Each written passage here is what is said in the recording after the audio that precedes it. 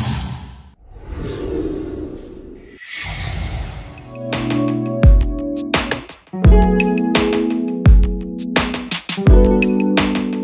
Everyone, my name is Chandan Singh and I am your English trainer. दोस्तों, आज के इस वीडियो में मैं आपको बताने जा रहा हूं कुछ कॉमन एरर्स के बारे में।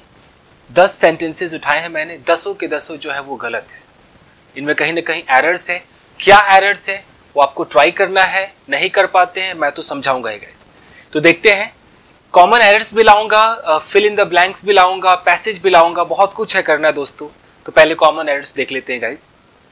गाइस, पहला जो सेंटेंस है वो कह रहा है कि I am quite capable to do that, यानी कि मैं बिल्कुल कैपेबल हूं, सक्षम हूं उसे करने के लिए। तो यहां पर क्या गलती हो सकती है वो आपको देखना है दोस्तों। I am quite capable to do that, देखिए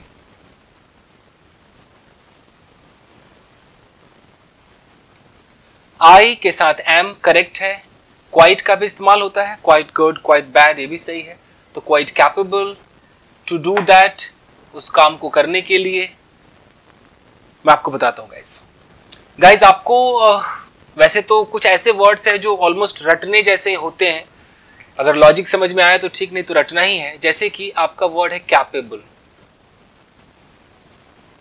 अब कैपेबल के साथ आपको ऑफ लगाना होता है, कैपेबल ऑफ। और ऑफ लगाने के बाद आपको यहां पर जिरंड दिखाना होता है, यानी कि जो वर्ब है उसमें ing लगाना होता है। तो ये आपको समझना होगा, बार बार ऐसे एरर करेंगे तो समझ में आ जाएगा। तो कैपेबल ऑफ, तो अगर बोलना है कि I am quite capable to do, तो टू डू नहीं होगा, यानी कि आई एम कैपेबल ऑफ, और यहां डू में ing लग जाएगा, डूइंग। उसके बाद जो भी हो, दैट हो, दिस हो, I am capable of doing that, यानी कि मैं उस काम को करने में सक्षम हूं। Capable of, I am capable of making this painting, इस पेंटिंग को बनाने मैं कैपेबल हूं, यानी कि सक्षम हूं, यानी कि मेरे बस का ये है। सो कैपेबल ऑफ, उसके बाद एक्शन जो है उसमें ing लगाई। Capable of eating, capable of dancing, capable of pushing that box, capable of. यहां जो है आई एम क्वाइट कैपेबल, तो यहां पर हमें ये टू नहीं लगाना है। इसकी जगह क्या होना चाहिए था, ऑफ होता, और ये जो डू है ये होना चाहिए था डूइंग। तो कैपेबल ऑफ डूइंग। दूसरा मार्कर लेते हैं, ऐसे समझा दो आपको। तो ये रहा, यहां पर ये एरर है, तो कैपेबल ऑफ डूइंग का इस्तेमाल होता। तो पहला क्लियर है गाइस। तो कभी भी अगर कैपेबल आए तो दिमाग में आ जाएगा कि कैपेबल ऑफ चाहिए और उसके बगल में हमें एक्शन में ing चाहिए। अगला है कि she heard everything which you said, उसने सब कुछ सुना। देख रहे हैं, शी हर्ड एवरीथिंग, उसने सब कुछ सुना, विच यू सेड, जो तुमने कहा। अब इसमें क्या गलत है, शी हर्ड करेक्ट है, पास्ट इंडेफिनिट है, हर्ड सुना, एवरीथिंग सब कुछ, विच रिलेटिव प्रोनाउन है, जो, यू सेड तुमने कहा। सब कुछ क्लियर लग रहा है, ट्राई कीजिए गाइस। गाइस, जो एरर है, एक्सक्यूज मी, एरर आपका रिलेटिव प्रोनाउन से है। जब भी हम रिलेटिव प्रोनाउन की बात करते हैं, रिलेटिव प्रोनाउन, तो आपको पता है कि रिलेटिव प्रोनाउन के अंदर आप हु लगाते हैं ह्यूमन बीइंग्स के लिए, आप विच लगाते हैं मतलब कोई जानवर हो या कोई सामान हो, और आपको पता है कि उसमें दैट का भी इस्तेमाल होता है। दैट कंडीशन अप्लाई है, मतलब दैट के लिए थोड़ा सा समझना होगा, कुछ रूल्स हैं। सो गाइस, अगर हम हु की बात करें तो आपको पता है हु इंसान के लिए है। हु पर अगर मैं एग्जांपल देखूं तो ऐसा होता है कि the girl who slapped you is my friend. The girl who, यानी कि जिस लड़की ने तुम्हें थप्पड़ मारा वो मेरी दोस्त है। तो हु हमारा ह्यूमन बीइंग्स के लिए है। विच का मतलब आप सामान या जानवर के लिए बात करते हैं। The dog which was barking, जो कुत्ता भौंक रहा था, इज ब्लैक, वो काला है। लेकिन ये जो दैट है गाइस, इसके कुछ रूल्स हैं। तो यहां पर जो प्रॉब्लम है कि यहां पर विच नहीं आएगा, यहां पर दैट आएगा। अब वो क्यों आएगा ये आपको समझना होगा, क्योंकि ये देखकर तो लग रहा है कि सही तो है यार, विच लगा है, सही है। शी हर्ड एवरीथिंग, एवरीथिंग के लिए विच लगा है, लेकिन आपको बता दूं एक लिस्ट में लिखने जा रहा हूं जहां पर आपको विच नहीं सिर्फ दैट का इस्तेमाल करना है गाइस। सो गाइस कुछ वर्ड्स मैंने लिखे हैं कि इनके बाद आपको दैट रिलेटिव प्रोनाउन लगाना है। हालांकि और भी होते हैं बट मैंने थोड़े से लिखे हैं, जैसे ऑल है, सम है, everything, the same, any, something, much, little, nothing, और भी होते हैं। तो यहां पर है एवरीथिंग, तो इसके बाद जो रिलेटिव प्रोनाउन आएगा उसे दैट होना चाहिए, विच नहीं होना चाहिए। यानी कि she heard everything that you said, उसने सब कुछ सुना जो आपने कहा। तो ये जो एंटीसीडेंट जो आप एवरीथिंग देख रहे हैं इसको हमें देखना है। अगर यहां पर ऑल होता तो यहां भी तब भी दैट आता, द सेम होता तब भी दैट आता। डजंट मैटर कि जानवर की बात हो रही है कि इंसान की बात हो रही है। अगर मैं बोलता हूं कि he is the same boy, फिर हम हु नहीं लगाएंगे, दैट लगाएंगे। He is the same boy that abused you, तो ऐसे करके है। तो इस रूल्स के बारे में आपको पता होना चाहिए, यानी कि ये आप रिलेटिव प्रोनाउन के चैप्टर में ये आप देख सकते हैं, ऐसे कुछ लिस्ट होंगे गाइस। आगे देखते हैं, क्या लिखा है कि both of them didn't go to school. Both of them, उनमें से, दोनों में से, उन दोनों में से कोई भी, डिडंट गो टू स्कूल, उन दोनों में से कोई भी स्कूल नहीं गया। अब इसमें क्या गलती है? बोथ ऑफ देम, बोथ दो लोगों के लिए होता है, ऑफ के बाद देम सही है। Both of them, didn't past indefinite है, डिडंट, डिडंट के बाद गो भी सही है, वर्ब की फर्स्ट फॉर्म आती है। टू स्कूल, क्या गलत है? मैं आपको समझाता हूं गाइस, मे बी आपको पता हो या ना हो। गाइस बोथ ये दो लोगों के लिए होता है, ये सिर्फ पॉजिटिव सेंटेंस में यूज होता है गाइस, नेगेटिव में नहीं। यानी कि अगर मुझे बोलना है कि वे दोनों बाजार गए तो हम ऐसे कह सकते हैं कि both of them went to market. तो बोथ ऑफ देम, उसके बाद हमारा ये पॉजिटिव सेंटेंस है, कोई डिडंट विडंट नहीं आएगा, नेगेटिव के लिए नहीं बना है। अब नेगेटिव के लिए क्या बना है? दो लोगों के लिए, मैं दो से ज्यादा की बात नहीं कर रहा हूं, दो लोगों के लिए नेगेटिव में आपको लगाना होता है नीदर ऑफ। याद रखिए, नीदर ऑफ। सेंटेंस है कि उन दोनों में से कोई नहीं गया, तो होना चाहिए था कि नीदर ऑफ देम। जैसे आप नीदर ऑफ देम बोलेंगे तो अपने आप में नेगेटिव हो गया, अब कोई डिडंट नहीं लगाना, जैसा है टेंस वैसा लगाए। Neither of them went to school, यानी कि उन दोनों में से कोई भी स्कूल नहीं गया, नीदर ऑफ देम। तो नीदर नेगेटिव के लिए यूज होता है, बोथ पॉजिटिव के लिए यूज होता है। तो आपको इनका डिफरेंस पता होना चाहिए गाइस। तो यहाँ पर आप देख रहे हैं कि बोथ ऑफ देम, तो ये गलत है, इस बोथ की जगह क्या होना चाहिए था? नीदर होना चाहिए था, नीदर ऑफ देम, क्योंकि ये नेगेटिव है। अगर पॉजिटिव होता कि दोनों बाजार गए, मंदिर गए, तो both of them went to market, went to temple, correct था। लेकिन दोनों में से कोई नहीं गया, नीदर ऑफ देम, ऐसे हमें बोलना है। हाँ, और एक और चीज ख्याल रखना है कि ये तो चलो पास्ट इंडेफिनिट है, वेंट आया, लेकिन अगर कोई और टेंस हो तो इसे सिंगुलर माना जाता है कि neither of them is crying, उन दोनों में से कोई भी नहीं रो रहा है। तो नीदर ऑफ देम आर नहीं होगा, सिंगुलर वर्ब का इस्तेमाल होता है। Neither of them is going, neither of them is dancing, दोनों में से कोई भी नहीं नाच रहा है। इसका ख्याल रखिएगा गाइस, ये भी क्लियर है। आगे देखते हैं, लिखा हुआ है कि she also hasn't eaten food, यानी कि उसने भी खाना नहीं खाया है। She also hasn't eaten food. देखिए, शी करेक्ट है, ऑल्सो भी, हैजंट प्रेजेंट परफेक्ट है, उसके साथ ईटन थर्ड फॉर्म भी सही है, फूड, तो उसने भी खाना नहीं खाया है। क्या गलत हो सकता है गाइस? यहां भी पॉजिटिव और नेगेटिव का ही फर्क है, बहुत ध्यान से देखिए। She also hasn't eaten food, ये एक नेगेटिव सेंटेंस है। अब प्रॉब्लम ये है कि कई लोगों को मालूम नहीं है, अगर ऑल्सो है, ऑल्सो का मतलब भी है, लेकिन ये ऑल्सो सिर्फ पॉजिटिव सेंटेंस के लिए आता है।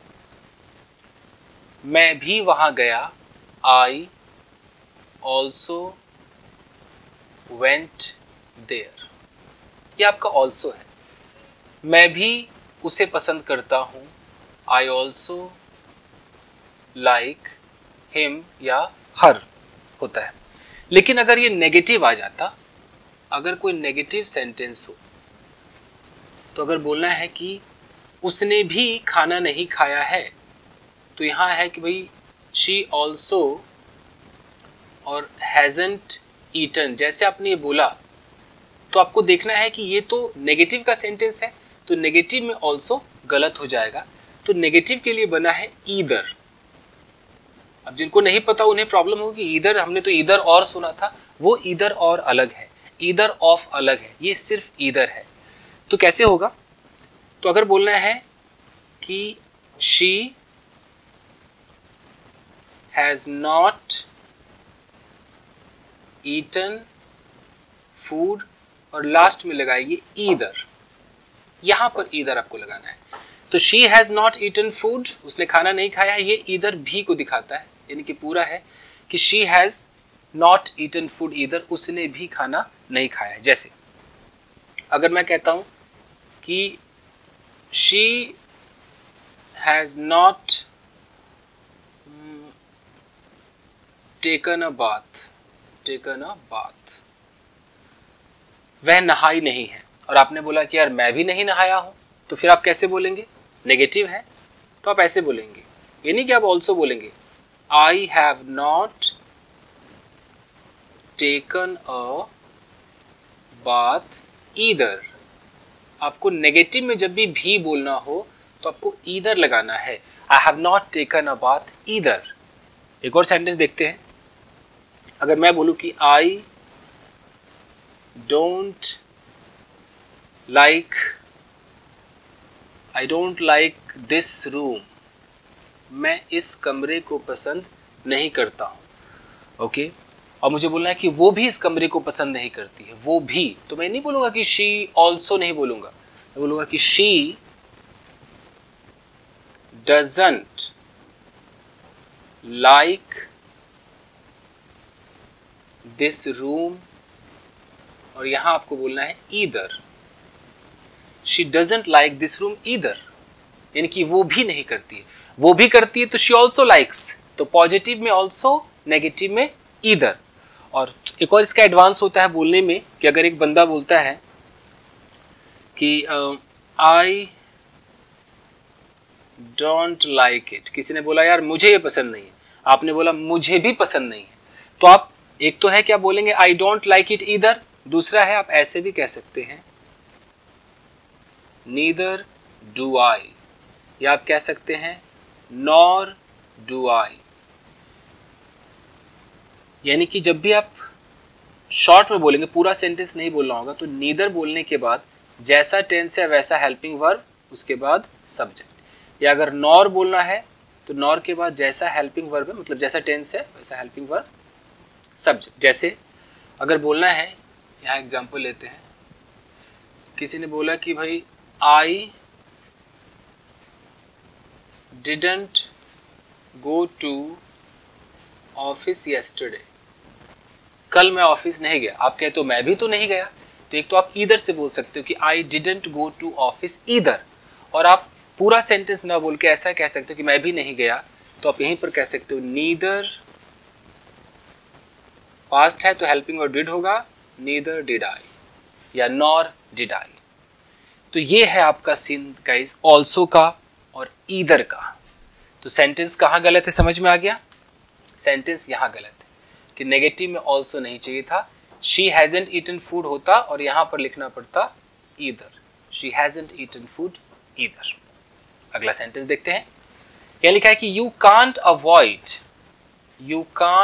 अवॉइड टू मेक मिस्टेक्स, यानी कि तुम जो गलतियां करना है उसे अवॉइड नहीं कर सकते हो, गलती करने को आप अवॉइड नहीं कर सकते हो। क्या गलत है? यू कांट सही है, नहीं कर सकते हो।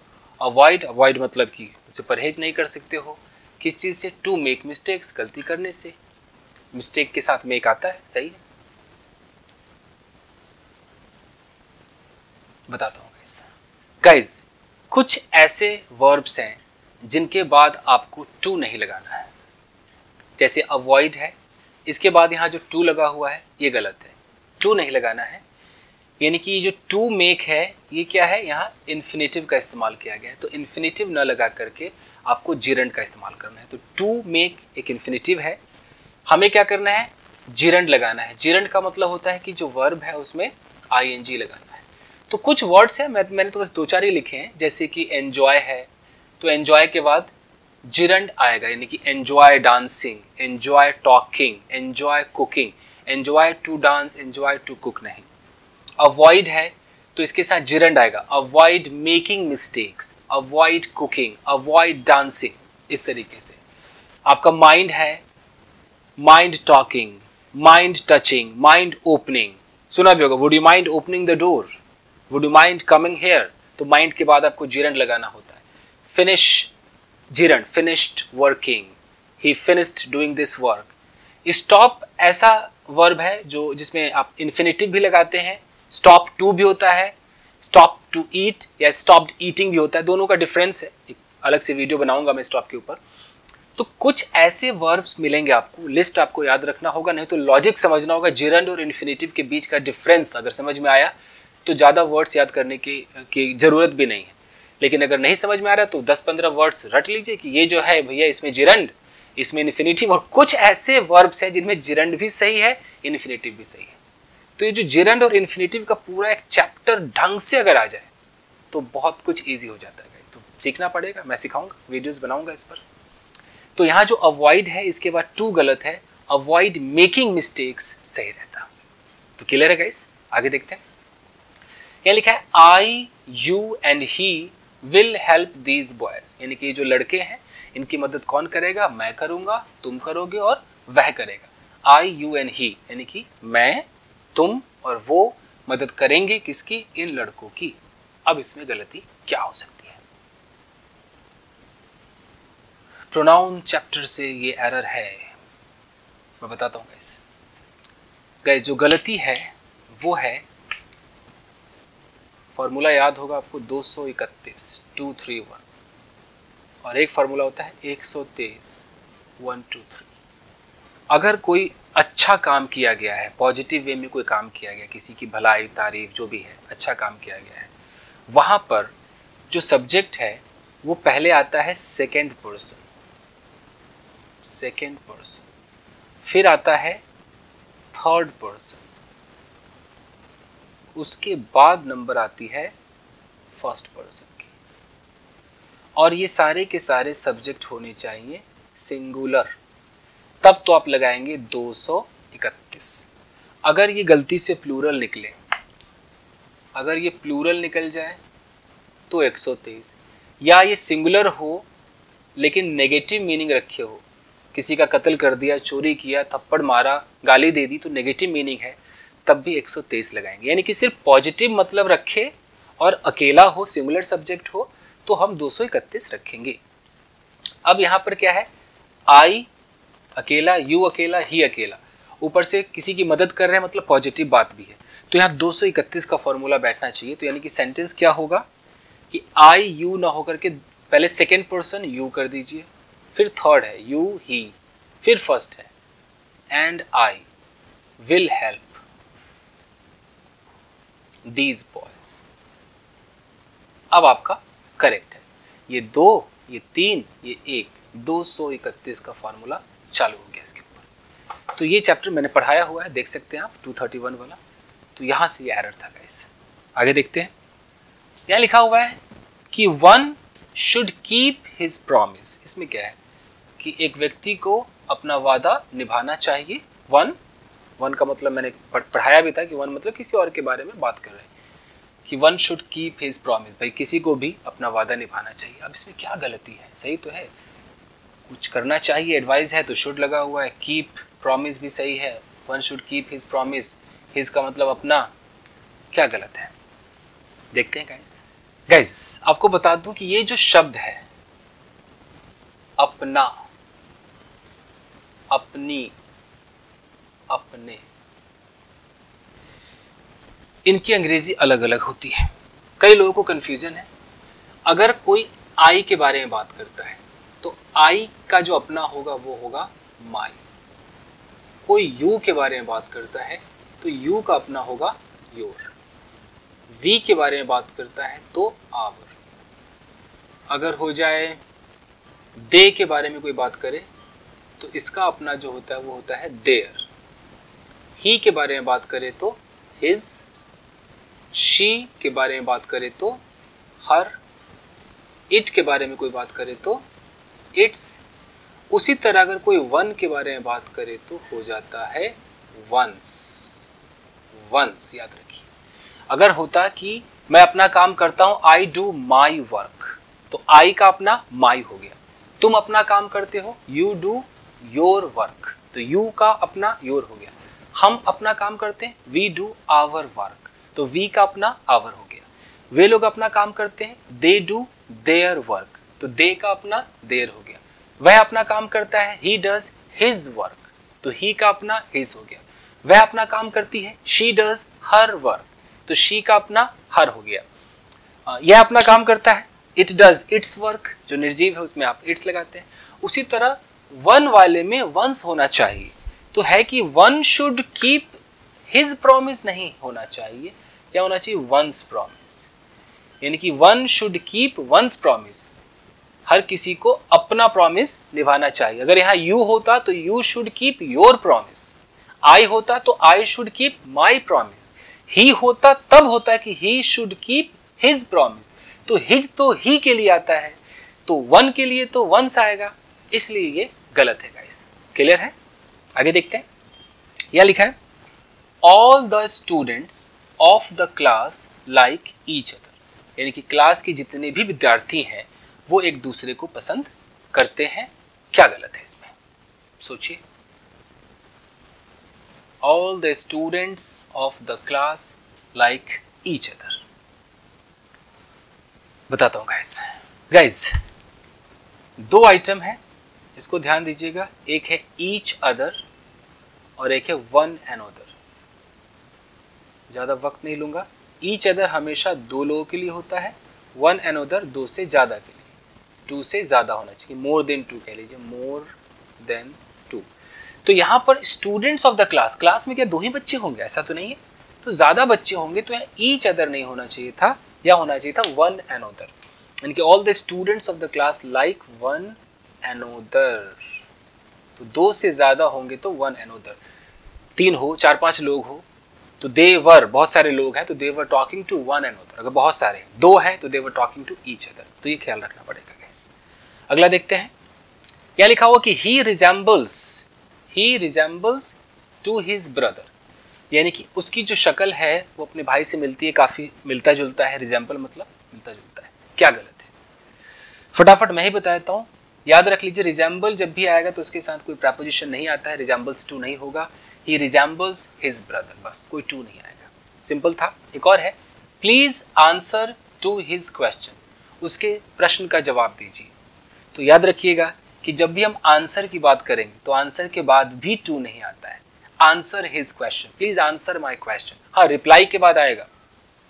अगर रिप्लाई हो तो रिप्लाई टू सही है, लेकिन आंसर टू गलत है, तो इसका आप ख्याल रखिए।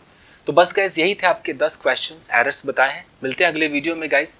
Till then take care, keep practising and have fun. अगर आप चाहें तो इसका एक स्क्रीनशॉट ले सकते हैं फ्रेंड्स। Thank you guys.